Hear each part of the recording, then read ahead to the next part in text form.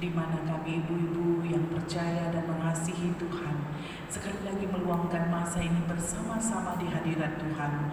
Bersama kami Tuhan, di waktu kami akan mendengar firman-Mu. Namun sebelum itu kami tidak dapat melupakan ibu-ibu yang lain yang tidak sempat berada bersama kami karena kesibukan mereka. Bahkan mungkin juga karena masalah mereka, mungkin juga karena mereka tidak dapat menyerahkan masa yang indah ini kepada Tuhan.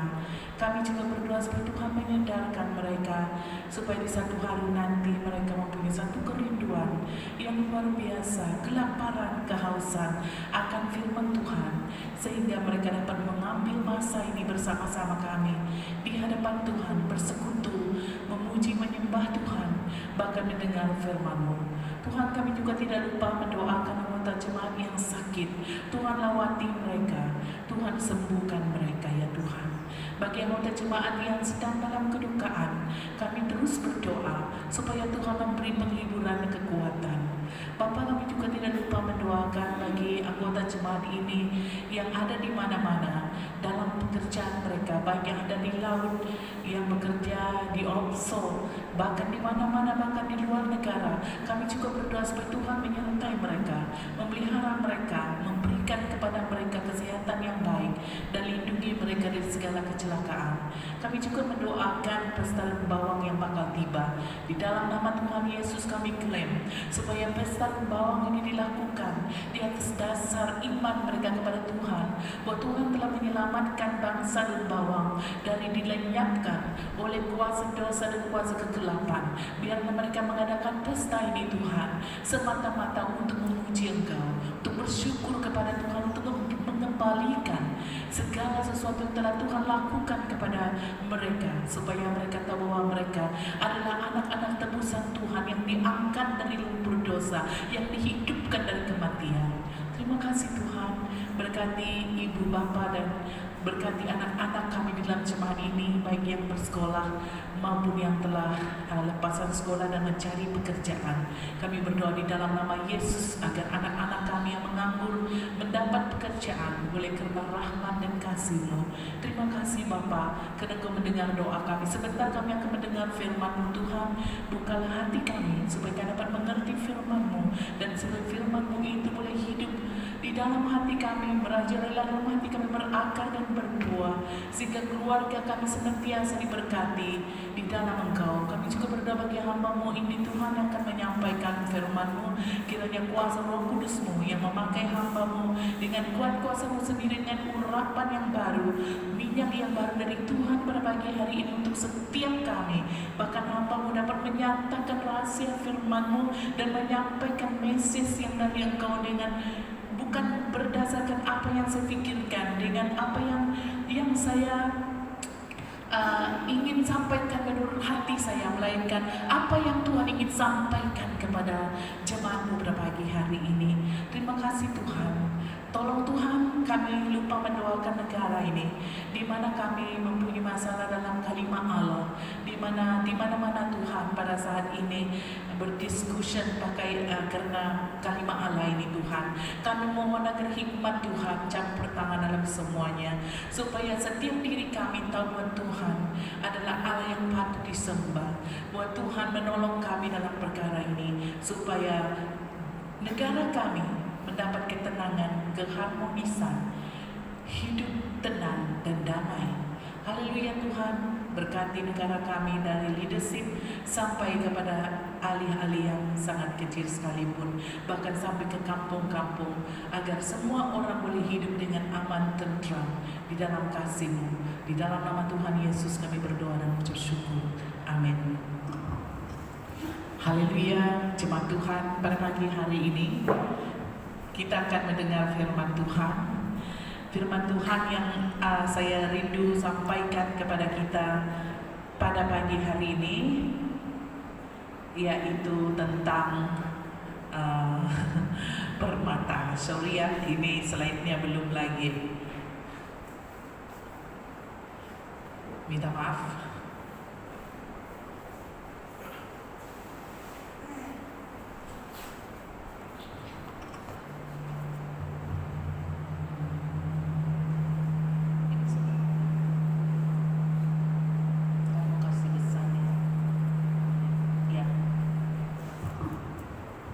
Kalau kita lihat di sini, ini adalah keluarga saya. Oke, itu saya dan suami dan anak saya yang sudah berkahwin, yang 3 di sebelah belum lagi, dan masih dalam doa lah mereka 3 ini. Jadi ini adalah tahun 1918 dan saya dan suami sudah menikah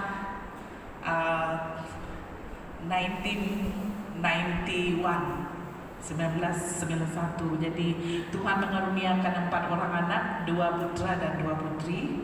Dan putri kami yang sulung sudah menikah, dan kami sekarang sudah ada 2 cucu. Sorry tidak ada gambar, tapi dalam saya punya status selalu saya send saya punya gambar cucu. Saya ada 2 cucu, 1 laki 1 perempuan, dan comel-comel semua. Jadi itulah anak saya yang 3. Ya, kita masih doakan mereka supaya mendapat jodoh mereka yang diberi oleh Tuhan kepada mereka. Seterusnya, ini adalah perkawinan anak kami di Bukit Kenada. Di sinilah jemaat tempat kami melayani dulu. Jadi anak kami berkawin di sini, dan orang Sabah, dia punya suami. Oke. Seterusnya kita akan kepada firman Tuhan pada pagi hari ini. Jadi ibu-ibu yang dikasihi Tuhan Yesus, firman Tuhan untuk kita pada pagi hari ini adalah permata, menjadi permata di hati suami. Mungkin saya mau cepat-cepat karena banyak juga firman Tuhan yang ingin saya sampaikan. Tapi kalau tidak sempat, nanti lain kali lah, Tuhan buka jalan lagi, kita akan sambung gitu. Oke. Jadi next. Oke, kalau berbicara tentang permata, jadi ibu-ibu memiliki sebutir permata bagaikan mendapatkan seluruh dunia ini. Ya, kalau satu orang itu mendapat sebutir permata sekalipun, dari dia telah memiliki seluruh dunia ini, karena permata merupakan harta yang sangat bernilai dalam hidup manusia. Oke. Orang rela menggadaikan nyawa mereka demi mendapatkan sebutir permata di dasar lautan. Dan tahukah para ibu yang ada di sini berbagi hari ini, saya dan ibu sekalian adalah permata. Bahwa kita semua adalah permata di hati suami kita. Apalagi permatanya Tuhan. Ya, ibu-ibu yang telah ditebus, yang telah menerima Yesus sebagai Tuhan dan Juru Selamat, adalah permatanya Tuhan. Kita harus tahu value kita, bahwa kita itu adalah sangat-sangat berharga bagi Tuhan, bagi suami kita, bagi keluarga kita, sebagai ibu yang telah menyerahkan hidup kepada Tuhan. Jadi pada pagi hari ini saya mau kita sedar bahwa kita adalah seperti permata di hati suami kita. Nah ibu-ibu, bagaimana kita dapat menjadi permata di hati suami? Ya, bagaimana itu terjadi, ya, sehingga kita itu ibu yang biasa menjadi satu permata di hatinya dia, ya.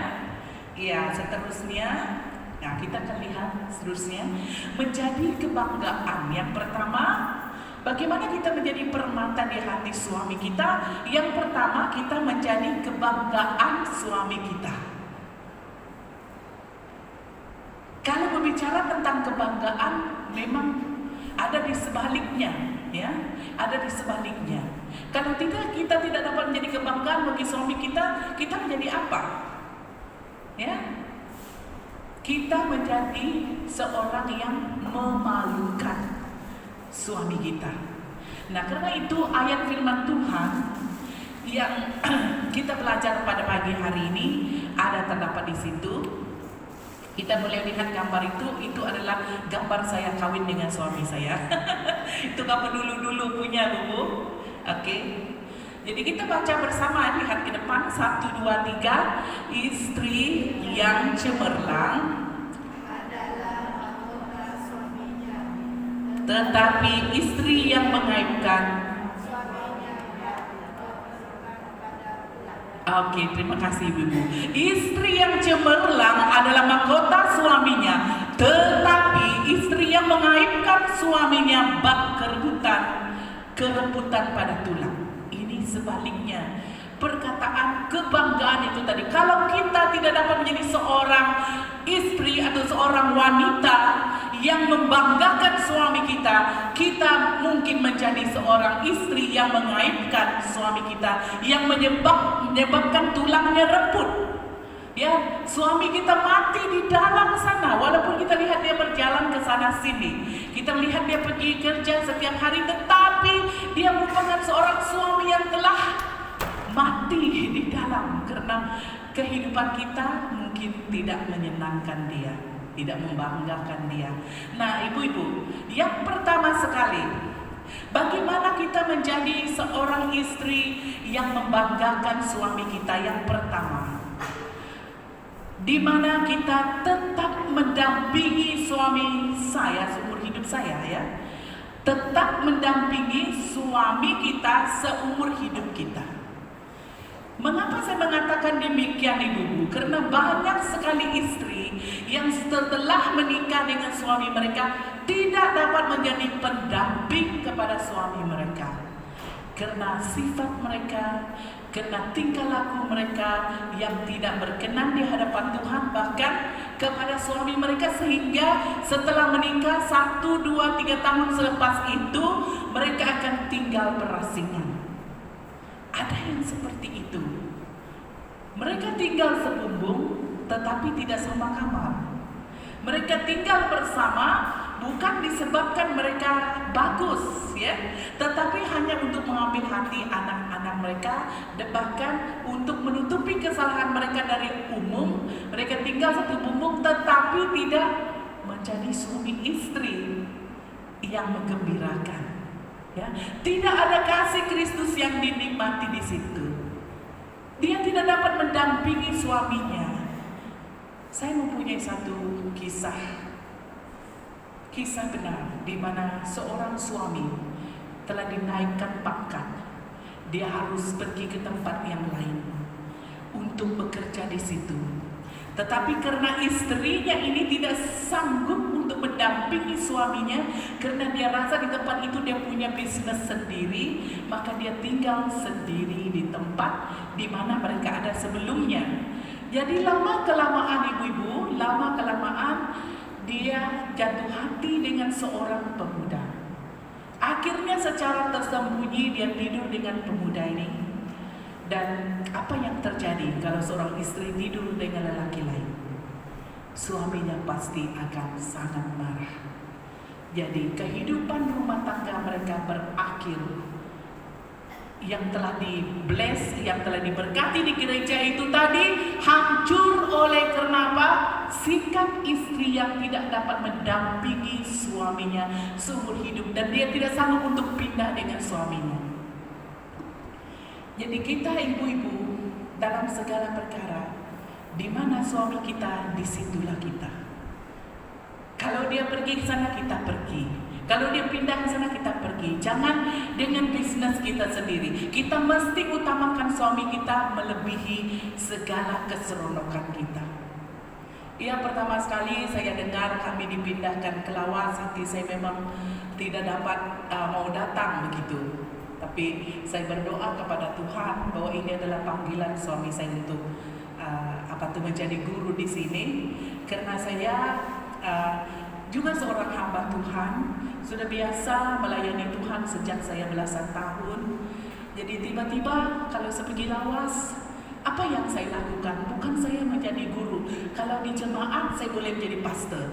Itu dalam hati saya. Dan macam mana saya dari bandar yang besar pergi ke satu tempat yang kecil sekali, di mana saya tahu bahwa di Lawas lagi tidak ada aircon di gereja. Wah, macam mana saya? Kalau saya pergi pimpin, macam mana saya? Dan saya beritahu dengan ibu tadi, saya seorang yang tidak tahan panas kan, Bu. Saya ada bawa kipas kecil dan sebagainya. Jadi kalau pergi ke baktian, dia so struggle, no? Jadi saya sangat bergumul begitu. Jadi saya bergumul dengan Tuhan. Tuhan, kalau ini adalah panggilanmu sungguh-sungguh untuk suami saya rela pergi. Walaupun secara manusia tidak dapat tinggalkan keluarga saya, kawan-kawan saya yang tempat saya biasa. I feel so comfortable di Miri begitu. Jadi saya tidak mau pergi ke lawas. Jadi saya berdoa, Tuhan, saya adalah laskarmu. Saya melayani Engkau sejak kecil. Jadi saya harus pergi. Karena itu saya relakan diri saya untuk datang di tempat ini. Jadi so far saya sudah lama di sini, mau 5 tahun sudah. So I feel so comfortable di lawas. Saya sudah merasakan, wah, saya sudah sangat-sangat bagus di lawas begitu. Saya kalau di Miri dulu kan saya suka shopping dan sebagainya. Kalau saya pergi Miri sekarang pun saya tidak jalan-jalan, tidak itu dengan dalam hati saya sudah. Saya pergi KK pun saya dengan cucu saya. Kalau berjalan di Imago, kalau saya mau sesuatu saya ambil, balik-balik saya bilang. Tidak hati saya mau shopping sudah. Oh, ini yang Tuhan suruh saya buat supaya saya dapat menyesuaikan diri dalam segala keadaan. Panas ataupun sejuk, Tuhan mau saya pandai menyesuaikan diri saya begitu. Jadi saya rela mendampingi suami saya walaupun bagi diri saya itu satu pergumulan begitu Ibu. Jadi kalau kita tidak mau sesuatu, kita akan stres kan, memang susah. Tetapi Tuhan enable me, Dia membuat saya boleh dalam keadaan seperti itu, sehingga saya dapat selesa tinggal di sini dan saya rasa tenang. Kalau pergi ke kedai tidak selalu queue begitu. Jadi sangat baik ya, sangat baik. Walaupun saya cari mall di sini, di mana saya mau pergi jalan yang sejuk-sejuk, perlu saya, oh itu jangan untuk saya gemuk ini supaya sedikit boleh turun beratlah dalam hati saya lagi. Jadi lama kelamaan kan saya tidak cari shopping mall sudah. Pergi supermarket lawas, beli apa saja sudah balik. Oke Bu, mendampingi suami ini bukan sesuatu yang mudah ya. Kita harus menempatkan diri kita di samping suami kita. Kita harus akur kepada kehendak suami kita. Kita harus utamakan apa yang suami kita mau dari apa yang kita mau. Sepertinya kita milik Tuhan juga. Kita harus menyangkal diri kita dan menempatkan Tuhan Yesus itu utama dalam hidup kita dari segala sesuatu.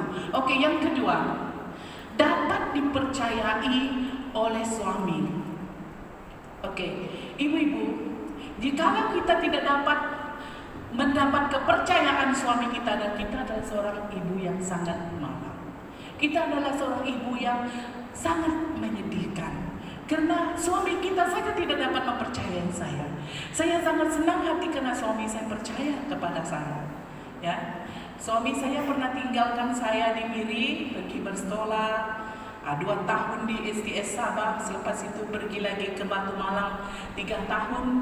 Jadi saya dipercayakan oleh suami saya menjaga keluarga saya, menghantar anak ke sekolah, jaga itu dan ini sementara dia tidak ada. Jadi suami saya percaya penuh kepada saya bahwa saya dapat melakukan semua perkara itu. Jadi ibu-ibu, saya percaya bahwa setiap diri kita dipercaya oleh suami kita. Dia trust dengan kita bahwa kita sangat setia kepada dia. Betapa malangnya bagi seorang suami kalau dia tidak dapat percaya kepada istrinya karena istrinya suka apa? Selingkuh. Karena istri suka apa? Suka main mata sama suami orang. Karena istrinya bagaimana? Karena dia tidak dapat menangani tugasnya sebagai seorang istri di dalam rumah tangga. Jadi suami tidak dapat percaya kepada istri yang seperti itu. Waktu suaminya tidak ada, dia tidur dengan orang lain. Waktu suaminya tidak ada, dia pergi dengan orang lain. Jadi suaminya di off sana, dia show off di rumah. Ya, itu yang sering-sering terjadi di dalam rumah tangga Kristen pada saat ini, apalagi di zaman internet ini ya, segala sesuatunya di ujung jari kita. Zaman digital ya. Begitu banyak perselingkuhan yang terjadi, perzinahan terjadi di dalam rumah tangga Kristen oleh karena semuanya di ujung jari kita. Suami kamu tidak akan tahu siapa kamu chat pada hari itu. Betul? Di Facebook, di mana-mana.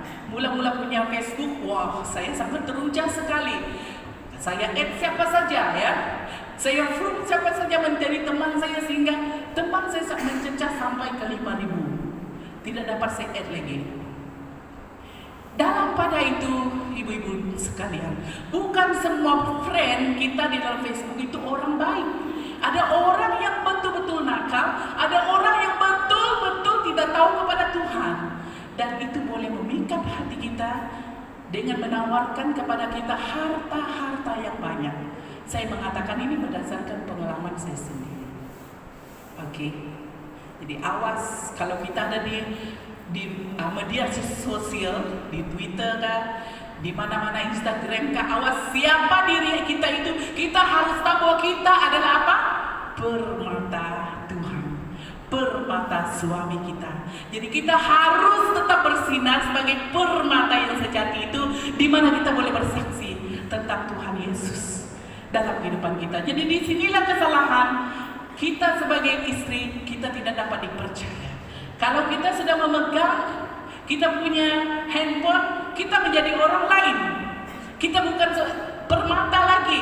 Permata kita sudah gelap, sudah sirna, sudah kabur. Di sana letaknya kesalahan keluarga-keluarga Kristen pada saat ini.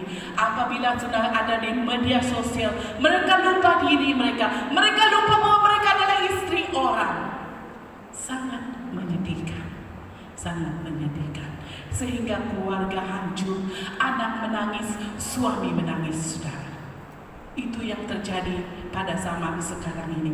Apabila kita sebagai wanita itu tidak dapat menjadi permata di hati suami kita, kita menjadi istri yang hilang, menghilangkan kepercayaan dia, dan dia tidak dapat bangga dengan kita. Oke, terusnya ketiga, bagaimana kita menjadi kebanggaan suami kita? Kita dapat memperkayakan kehidupan suami. Memperkayakan kehidupan suami ini bagaimana? Ya, suami saya bukan orang yang suka pakai baju-baju baru, ya. Dia kalau ada 1-2 baju, dia senang. Tapi ini contoh lah. Kalau saya lihat tuh baju, kalau saya macam ada pelayanan keluar macam tuh, saya pergi ke shopping mall, saya lihat enggak ini untuk suami saya. Saya yang senantiasa beli-beli kalau saya pergi KL kah, pergi melawat ke Jakarta, Surabaya, ataupun di mana pernah saya pergi, saya beli. Untuk saya sendiri tidak ada, tapi untuk suami saya ada, begitu. Saya balik, wah ada oleh-oleh. Jadi hati saya senang, anak-anak saya senang, dan family saya senang. Jadi saya sangat senang memperkayakan suami saya dengan baju-bajunya dia. Dia bilang, aduh mak, banyak tuh sudah baju saya ini, kata dia. Mana saya mau simpan? Dia bilang dengan saya, kalau kau tidak mau tuh bagi sama orang lah, saya bilang dengan dia. Jadi itu satu contoh. Tapi kalau kita tidak ada duit, bagaimana pastor? Mungkin kamu tanya begitu kan? Memperkayakan suami kita ini bukan berartinya kamu beli untuk dia, ataupun kamu memberi sesuatu yang yang berharga kepada dia. Tidak semestinya. Memperkayakan suami itu adalah senantiasa ada untuk dia. Dia rasa tidak kekurangan karena kita selalu ada untuk dia. Walaupun kita tidak ada duit, walaupun kita miskin, tapi suami kita rasa kaya karena kehadiran kita, ya. Keberadaan kita cukup membuat dia senang. Ya, kita memperkayakan dia dengan apa? Dengan doa kita. Oh Tuhan, lindungi suami saya, sertai dia, urapi dia, dan berkati dia di dalam pekerjaan dia. Kita memperkayakan dia, bukan? Dengan doa kita, dengan bahasa kita, dengan perkataan yang selalu mendorong suami kita. Jadi ibu-ibu muda perlu sekali untuk mengerti hal ini. Karena menjadi seorang ibu muda, sukar untuk kita menempatkan diri kita di sisi suami kita. Kadang-kadang kita berpikir, oh ini orang yang saya kawin, ini orang yang saya cintai, mengapa dia begini, dulu dia tidak begini.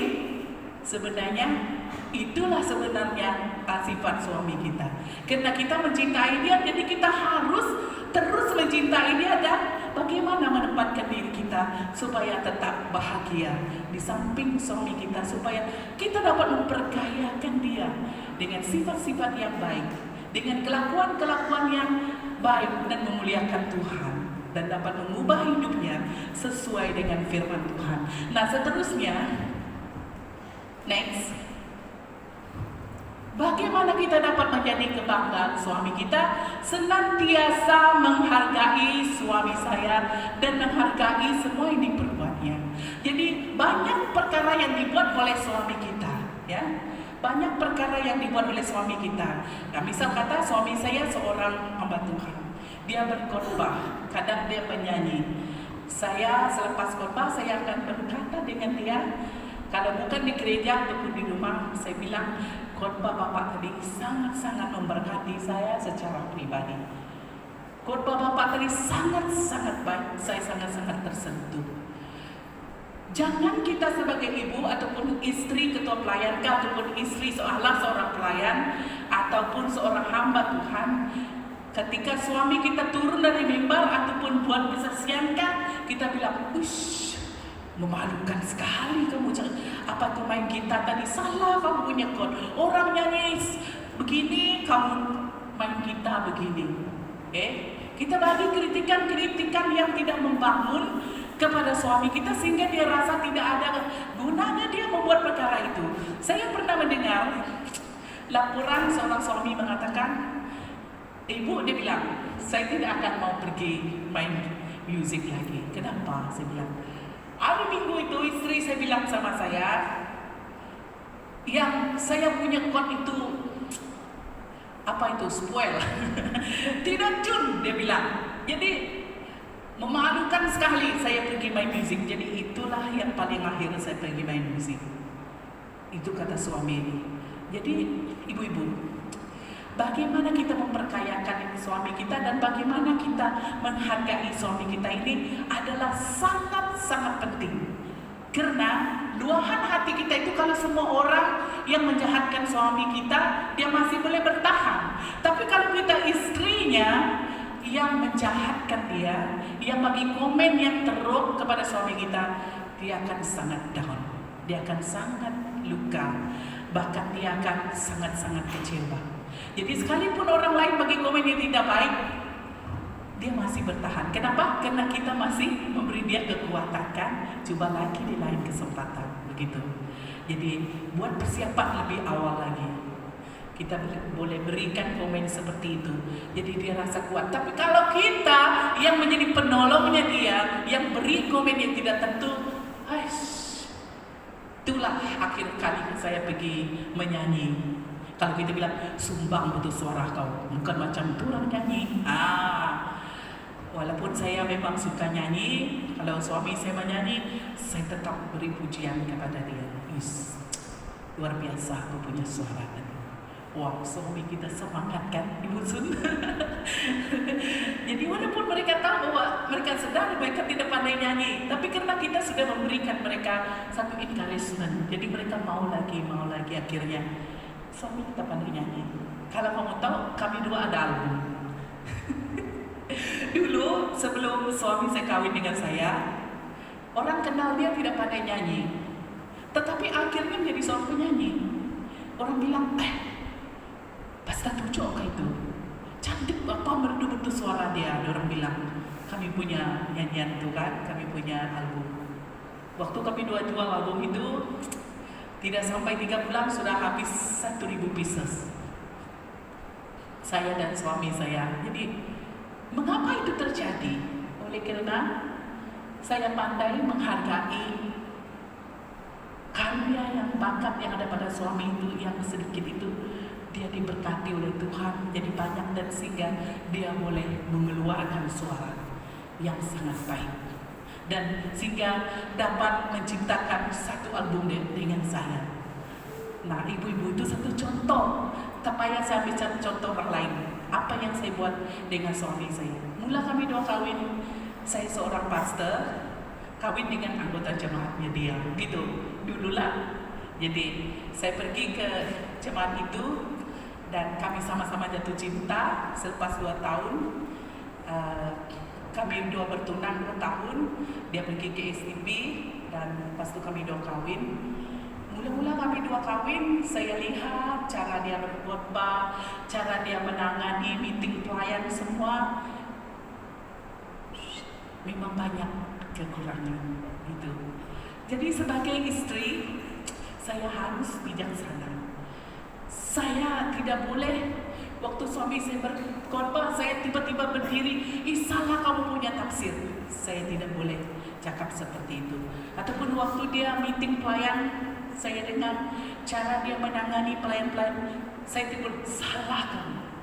Jadi slowly kita memperkayakan hidup dia, beri dia penghargaan, beri dia kepercayaan, jadi dia percaya diri dan terus mendoakan sehingga dia diberkati dalam apa yang sedikit itu menjadi banyak. Sekarang saya yang tanya sama dia, kalau ada apa-apa saya yang tanya dengan suami saya sudah, saya yang balik bersandar dengan dia lagi. Dulu dia bersandar dengan saya, sekarang saya 100% bersandar dengan suami saya. Nah, itu dia ibu-ibu. Jangan sekali-kali meremehkan atau merendah-rendahkan suami kita sehingga dia rasa tidak ada berguna, sehingga dia rasa tidak mau mencoba lagi. Nah, coba bagi encouragement dengan suami kita, maka dia akan semakin kuat, semakin berkuasa. Begitu. Nah, seterusnya, yang kelima, selalu menjaga dan memenuhi apa yang ia perlukan. Selalu menjaga. Mata ibu-ibu adalah mata yang sangat sensitif. Mata ibu-ibu adalah mata yang sangat peka. Dia tahu apa yang dia harus lakukan bagi suami dia. Kalau butang bajunya sudah itu dia lihat suami, macam ni kau punya seluar, dia buat lagi semua kan. Kita ada pengalaman dengan itu. Jadi bukan setakat itu saja, kita selalu menjaga, mengawasi segala sesuatu, termasuk di tempat tidur. Ya, ada para istri yang tidak tahu menjaga dan tidak tahu memenuhi keperluan suami mereka, sehingga suami mereka itu mulai mengimpikan perempuan yang lain, wanita-wanita yang lain. Jadi saya tidak banyak bercakap pasal ini. Ada lagi tempat saya akan memberitahu. Di dalam seminar-seminar saya ada bercakap tentang sexuality ataupun hubungan intim antara suami dan istri. Dan saya juga sempat mengajar bersama suami saya kalau di dalam bahagian seksual di dalam rumah tangga, suami saya beri masa untuk saya untuk mengajar ini di sekolah lah, untuk tolong dia mengajar anak-anak yang ambil bachelor, supaya bagaimana mereka sebagai suami istri itu boleh memenuhi keinginan suami mereka di tempat tidur. Karena setiap rumah tangga Kristen itu akan menjadi lebih indah, lebih bahagia apabila seorang istri itu tahu menjaga dan memenuhi keperluan suaminya di tempat tidur, bukan saja di atas meja makan. Oke, karena kita memulai gerbang pernikahan kita adalah melalui hubungan seksual, melalui keintiman. Dan kita juga boleh menghancurkan hubungan pernikahan kita itu apabila kita meniadakan hubungan intim ini dengan suami kita. Ya, ada banyak perceraian terjadi yang tidak dapat dibicarakan oleh siapa-siapa. Semuanya karena hubungan intim itu sudah tidak ada lagi di antara suami dan istri dan tidak dipelihara sama sekali. Mereka menganggap remeh hubungan intim itu antara suami mereka, jadi keluarga itu menjadi beku dan mati. Ya. Seterusnya, senantiasa melindungi dia secara mendalam. Saya tidak tahu bagaimana kita sebagai wanita merindui suami kita masing-masing, ya. Kita harus ada satu semangat di dalam diri kita merindui suami kita sungguh-sungguh dalam hati kita. Ada banyak ibu-ibu muda, ada banyak ibu-ibu yang sudah 10 tahun menikah dengan suami mereka, tetapi rindunya di tempat lain. Rindunya kepada bekas kekasihnya, boyfriendnya. Dia bilang macam ini, kalau saya kawin dengan saya punya cinta pertama dulu, kalau saya boleh kawin dengan orang yang suka saya dulu, tidak saya menderita seperti ini. Jadi dia rindu orang lain, bukan suaminya. Apakah perkara ini berkenan di hadapan Tuhan? Pasti tidak berkenan. Jadi ada banyak orang buat reunion kan? Jadi waktu reunion ini ada banyak ibu-ibu yang kembali kepada bekas kekasihnya yang dulu di SMK. Nah ini yang bahayanya reunion. Dia ingat kembali, wow, saat kita itu dulu, saat kita ini duduk di pokok-pokok, di bawah pokok. Dia bilang, lama-lama masuk ke sejari sudah. Saya cakap cermin, saya tahu banyak pengalaman dalam konseling dan sebagainya. Ya, dia balik kepada kekasihnya yang dulu. Dia mulai menjalinkan hubungan, dia on itu listrik lagi, hidup itu listrik. Jadi dia lupa anak dia lupa suami dia. Kenapa ibu-ibu? Tak ada kerinduan yang sungguh-sungguh kepada suami. Jadi kita ibu-ibu, kita harus memupukkan rasa kerinduan yang mendalam di dalam hati kita kepada suami kita. Bagaimana kita rindu dia masa kita pecinta-cinta dulu, itu mesti ada sekarang. Kalau kita sebagai ibu-ibu, kalau suami kita bepergian di tempat lain, 1-2 malam di KL ataupun tempat lain, kalau tidak ada rasa rindu dalam hati kita, something wrong antara kamu dan suami kamu. Artinya cinta itu sudah tidak ada gitu.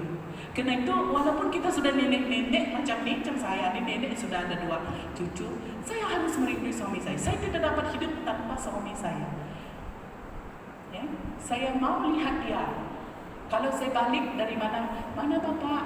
Nah, kalau bapak balik, mana ibu? Nah, kan? Betul kan? Yang pertama dia datang cari siapa? Mana mak kamu? Dia bilang kan? Yang pertama kita kalau pergi di rumah, kita sudah pergi kebaktian dulu sepanjang hari, kita balik di rumah tidak ada suami kita. Mana bapak kamu? Itu yang pertama. Jadi kita ibu ini adalah mesti mencari suami kita. Kalau kita tidak dapat mencari suami kita, dalam beberapa jam tidak jumpa, saya boleh katakan something wrong happen to your relationship with your husband. Nah, karena itu ibu-ibu penting sekali senantiasa merindui suami kita. The next one, dengan memberikan tubuh saya hanya bagi dia. Bagaimanakah cara kita menjadi kebanggaan suami kita, sehingga kita itu menjadi permata yang senantiasa berkilauan, bersinar dalam hidup suami kita? Ialah dengan memberikan tubuh saya hanya bagi dia. Di dalam pernikahan kita mengatakan, saya mengambil engkau menjadi suamiku yang sungguh untuk hidup bersekutu dengan engkau dalam susah, senang, dan sebagainya. Itu kita punya janji pernikahan. Nah sekarang kita harus senantiasa bersedia memberi tubuh kita ini hanya bagi dia. Tidak ada agenda memberi kepada orang lain. Tidak ada agenda memberi kepada seorang yang bukan kamu nikahi. Ya. Setelah saya menikah dengan suami saya tidak mempunyai keinginan mau melakukan hubungan seksual dengan lelaki lain. Ibu-ibu, kalau keinginan di dalam hati kamu itu mau memberi tubuh kepada orang lain, ibu-ibu saya ingin katakan, permata yang anak Tuhan Yesus itu perlu dibawa kepada kaki Yesus, perlu bertobat, menyerah hidup kepada Tuhan. Kalau kamu senantiasa mengimpikan tunangan kamu yang dulu ataupun bekas kekasihmu yang dulu, perlu bertobat, membawa permata itu kepada Tuhan. Permata jiwa yang hilang, ada satu nyanyi kan gitu. Jadi mungkin kita merupakan satu permata yang belum ditemukan, yang belum dibawa ke kaki Yesus.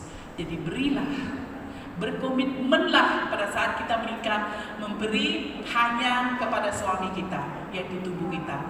Yang ke-8, selalu bersekutu dan bekerja sama dengan dia. Ada banyak ibu-ibu yang menjadi satu penyakit dalam hidup suami.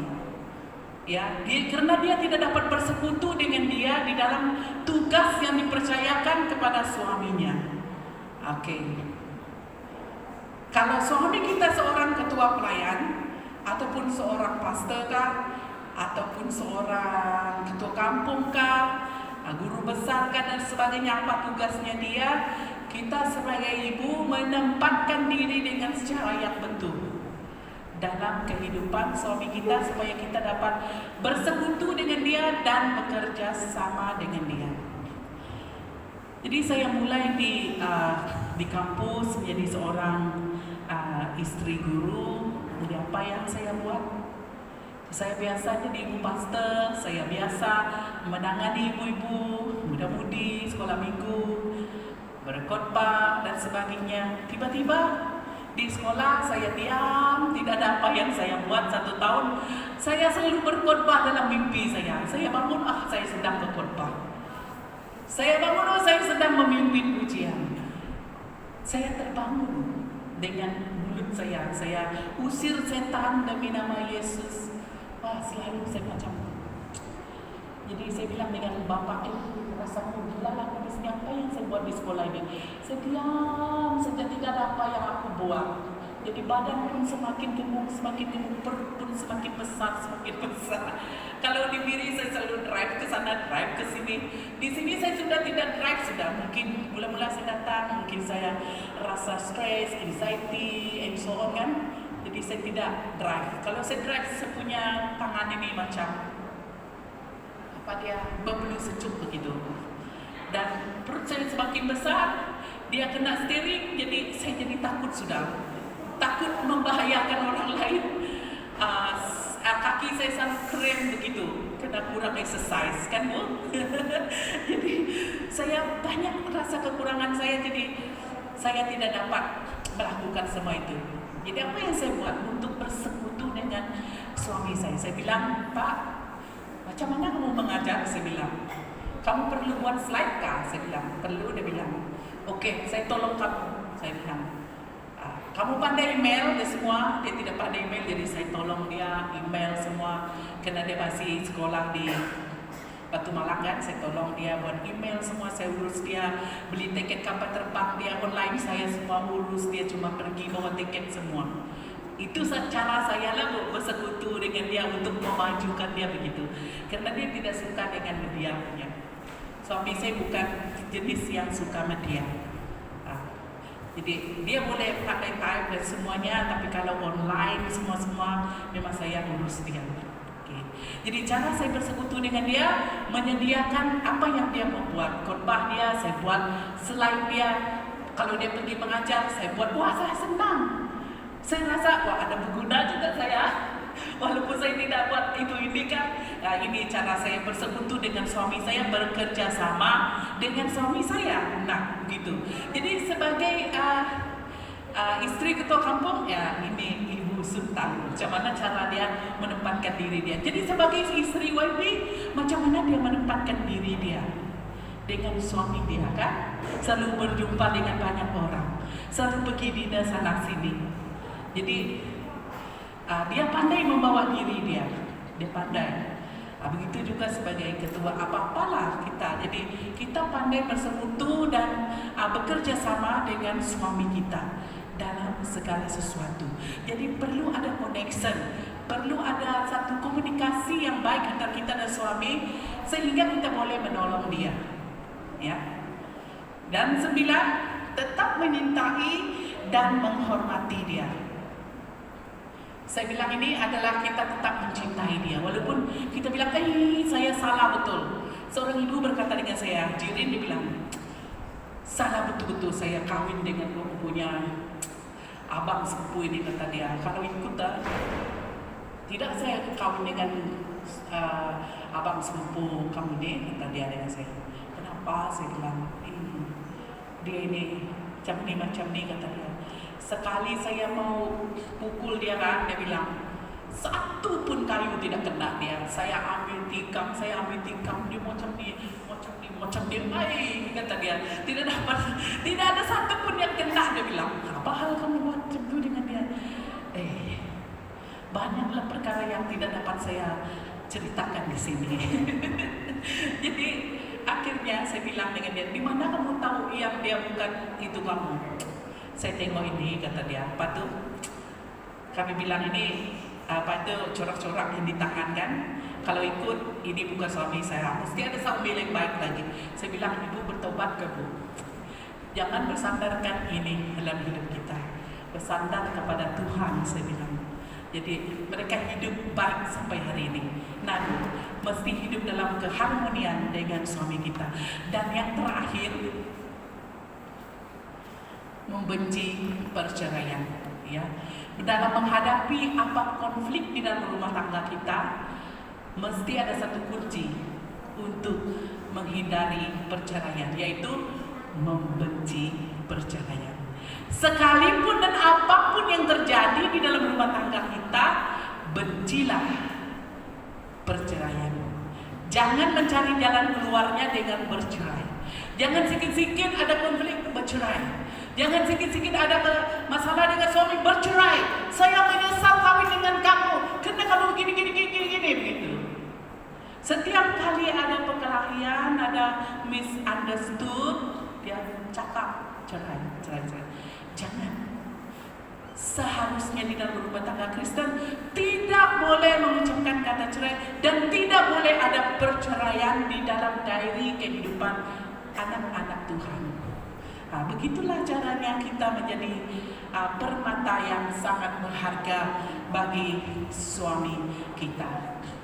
Oke, seterusnya kita baca ayat ini bersama. 1, 2, 3. Istri yang cekap susah ditemukan. Dia lebih berharga daripada permata. Suaminya mempunyai keyakinan terhadap dia dan tidak akan kekurangan apa-apa. Nah, itulah dia ibu. Seterusnya, sampai sini saja kita hari ini. Lain kali kita sambung kalau ada masalah. Macam jangan nanti suami lagi. Saya tidak ada masa untuk jelas pada kita ya. Sampai sini saja Bu, firman Tuhan hari ini untuk kita. Kiranya Tuhan Yesus memberkati ibu-ibu sekalian. Mari kita berdoa. Bapa, kami telah belajar firman-Mu dan kami yakin Roh Kudus Tuhan akan terus berbicara dalam hati kami.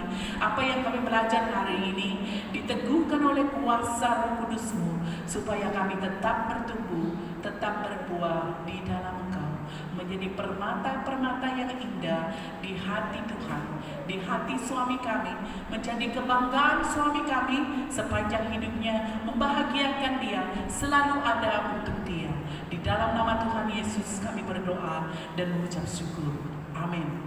Oke, saya serahkan kepada Ibu.